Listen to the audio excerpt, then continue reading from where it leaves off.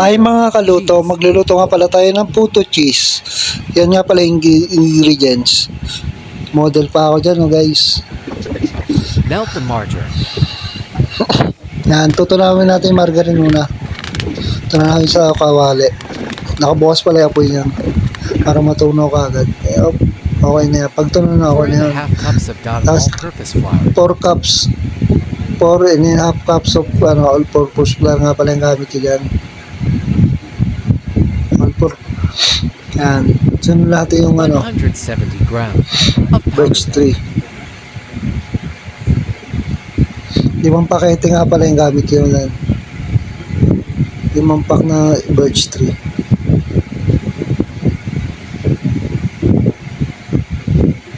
Try nyo yung ganitong ingredients ko. Sobrang sarap.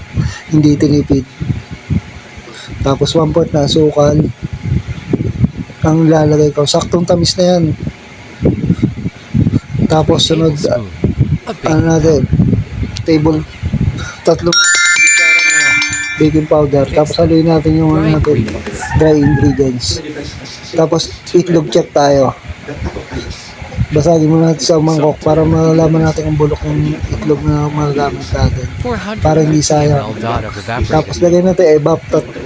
Isa't kalahating lata nga pala yung ginamit ko dyan. Yan. Yung tubig ka pala, tansyahan lang. Kasi check natin yung texture. Yan. Nalagyan ko pala yung margarine, hindi nyo nakita sa video. Nilalagyan pala yung margarine kasi para hindi dumikit sa puto molder. Ay yung pinakamantika niya. Yan. Haluin lang natin para maganda yung pagkaputo natin. Pang Goldilocks yung lasa. Tsaka yung lambot niya. Yan. Lagyan na natin sa puto molder yan. Medium size nga pala yung gamit ko dyan na puto molder.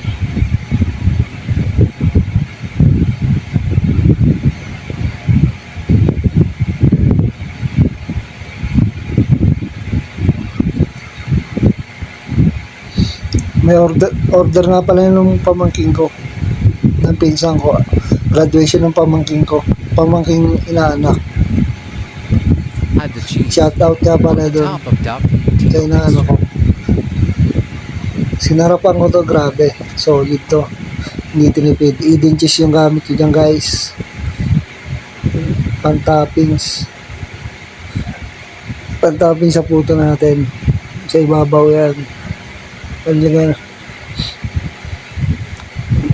Salamat ka pala lagi sa nanonood ng aking video. Thank you.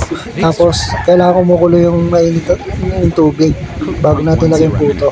Tapos yung takip kailangan may tela para yung texture ng puto natin di pumangit. Tapos toothpick check natin kung luto na. Kailangan wala dumidikit sa toothpick.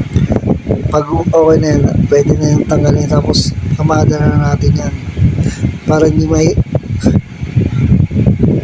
kamada na natin yan, guys. Solid yan, guys. Itsura pala yan, guys.